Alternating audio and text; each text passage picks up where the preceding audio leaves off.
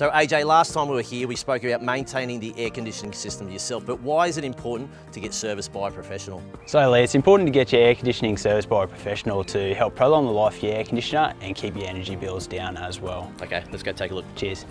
Okay, this AC looks quite filthy and it's probably seen better days. Yeah, it definitely has, Lee. As you can see up inside there, they've got quite a bit of mould build up. So when this family turns this unit on, they're actually breathing in poor quality air. So it probably needs more than just the filter clean. Yeah, it definitely does. So what this unit needs is an intensive clean. So first off, I isolated the unit and taken the indoor covers off. So then I attached the decontamination unit around the indoor. Then I spray the indoor coil and the air outlet with a food grade cleaner. So while I let the indoor coil and the air outlet soak, I take the indoor covers downstairs and give them a good clean up.